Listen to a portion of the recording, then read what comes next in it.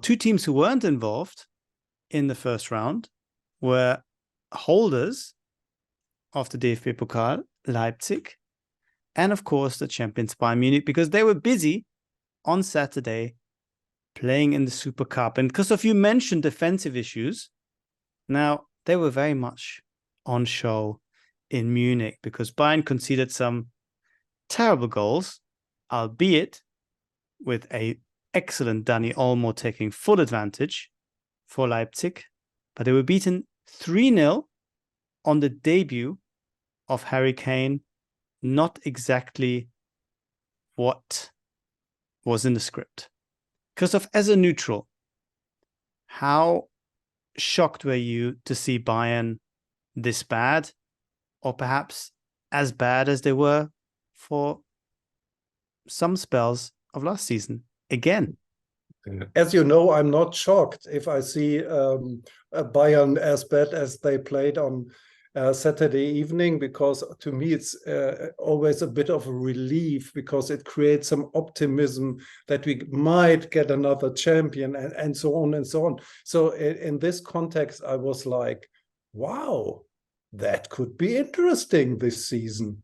And so it's and also with the whole picture of it. So Bayern was 2-0 down, had a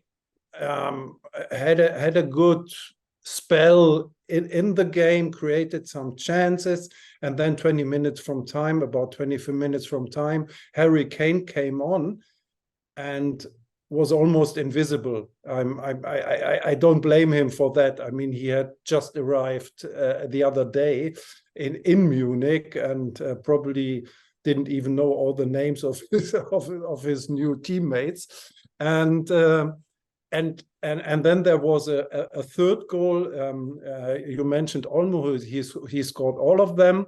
And the third goal was a penalty. And you think, hey, guys, a penalty again. Last season, you had 10 against you in the Bundesliga. So, and then it was 3-0, huge disappointment. Appearance, Thomas Tuchel, and giving a sensational interview where he simply said, I don't know what's going on here. He was saying, we come to the we had a good preparation during summer, and we were well prepared. We appear at the stadium, and now when it counts, we are back where we've been before 4 weeks ago. I think it's a bit longer. It's 8 weeks or 10 weeks, but anyhow, it was exactly like could have been the game at home against Leipzig, where everybody thought that they were throwing away the German championship, or losing 3-1 in Mainz, and with all the same defensive problems, with Kimmich looking lost, with a center forward, Matthias Tell, who was giving away the biggest chances, blah, blah, blah. So it was like as if there had been no development. And I mean, for a Bayern fan, I think that must have been completely shocking. And I always, I mean, there are so many aspects. Is it really Harry Kane? Is this really the main problem, that they need a prolific goal scorer, or do they probably need something else? What's wrong with Thomas Tuchel? Why is he so open, so undiplomatic, also about his team? Raphael, what do you think? I mean, you see me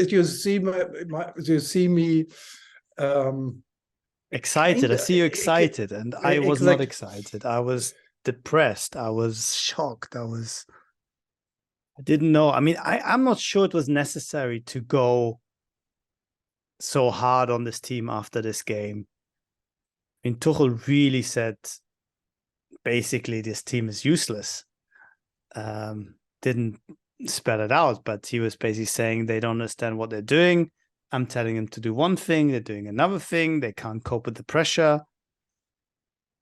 And it was the kind of interview that you usually hear from managers when they're on the way out.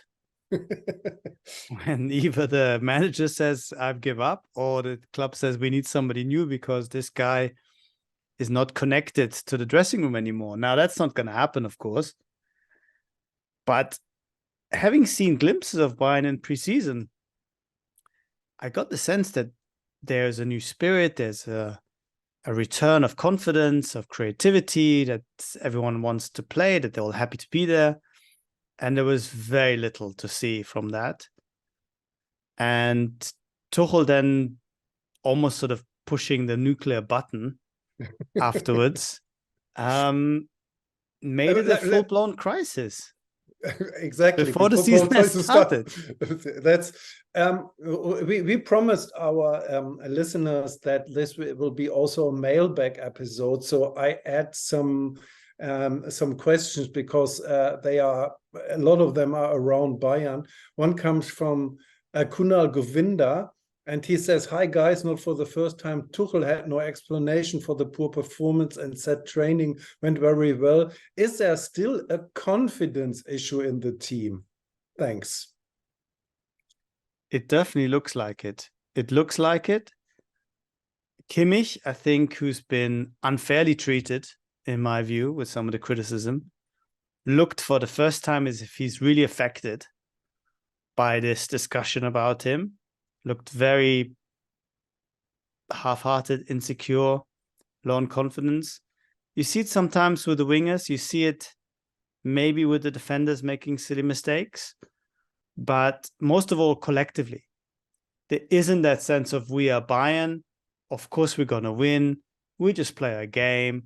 We're just going to kill off the opposition. Doesn't really matter who they are. All of that seems to have gone. And every opponent now, whether it's a pretty good Leipzig side, or as we saw last season when it was Köln or Mainz or whatever, every opponent seems to have lost that sense of awe and fear of playing this Bayern team. And instead, the fear seems to have shifted towards the Bayern players. Now, I hope that this was just a one-off in the new season, that things will change. But as Tuchel said, it looked like a game from last season. And that is, really the worst possible thing to say before the new season starts. Kunal also had a question around Kimmich.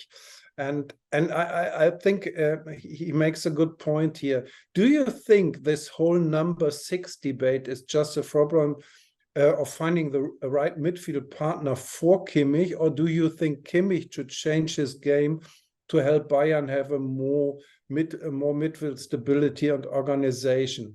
And I add something to this question because that's what I was asking myself.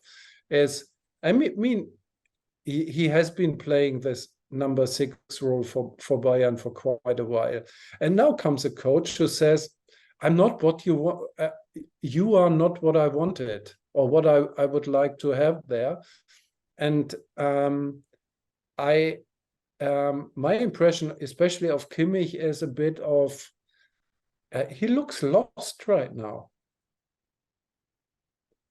Yeah, I mean, Tuchel has opened up a discussion that has been sort of bubbling in the background for a few years, but most of the time coaches never touched Kimmich. He was always the first man on the sheet, and of course he played one of 2 holding positions, or if Bayern play with 3, then he's one of the 3 midfielders.